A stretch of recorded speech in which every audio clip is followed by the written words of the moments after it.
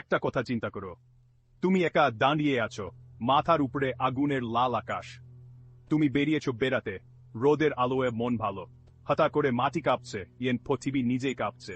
থুম, একটা আগ্নেয়গিরির অগ্নুৎপাত, ছাই আর পাথর ছুঁড়ে মাইলের পর মাইল দূরে। এটা তো ভয়াবহ।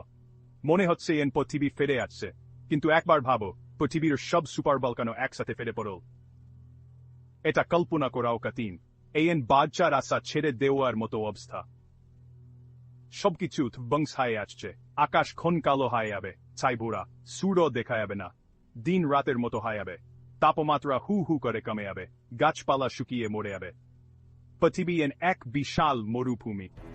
আগ্নেয় শীতকাল, বেঁচে থাকার জন্য এক ভয়াবহ লড়াই।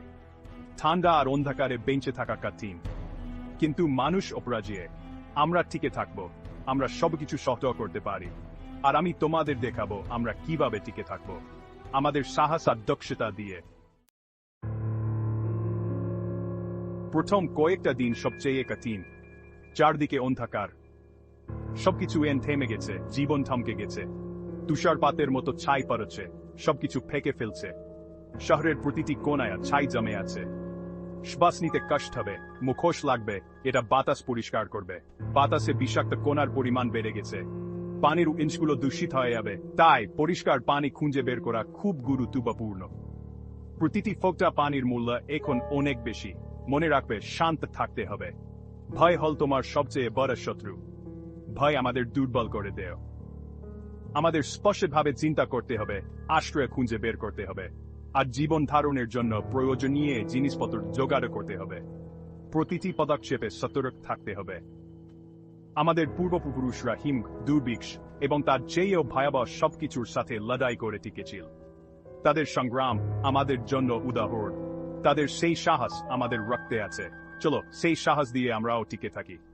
আমরা পারব, কারণ আমাদের রক্তে সেই সাহস বেঁচে। এই সুপার ভলকানো বিপর্যয় থেকে রক্ষা পাওয়ার জন্য আমাদের সবচেয়ে ভালো উপায় কি জানো? মাটির নিচে আশ্রয়। এগুলো আমাদের ছাই, ঠান্ডা এবং উপরে থাকা সমস্ত বিপদের হাত থেকে রক্ষা করবে। এটাকে একটা আয়েশি গুহা হিসেবে চিন্তা করো, এখানে সব রকমের জিনিসপত্র জমা থাকবে। আমাদের খাবার, পানি এবং বাতাস পরিষ্কার করার জন্য কিছু লাগবে। মাটির নিচে খাবার ফলানোর জন্য বীজ খুবই গুরুত্বপূর্ণ। এবং কিছু বিনোদনের কথাও ভুলে যাওয়া চলবে না। বই, খেলা, এগুলো আমাদের মনোবল ধরে রাখবে। মনে রাখবে, শুধু জীবিত থাকাই না, এই সময়টাকে ভালোভাবে কাটিয়ে ওঠাটাও গুরুত্বপূর্ণ। ছাই যখন সাফ হয়ে যাবে, তখন আমাদের নতুন এই পৃথিবীর সাথে মানিয়ে নিতে হবে। এই নতুন পৃথিবীতে আমাদের খাবার ফলাতে হবে।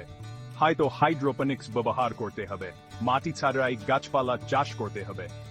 এই প্রযুক্তি আমাদের খাদ্য উৎপাদনের একটি নতুন পথ দেখাবে, যেখানে আমরা কম জায়গায় বেশি ফসল ফলাতে পারব।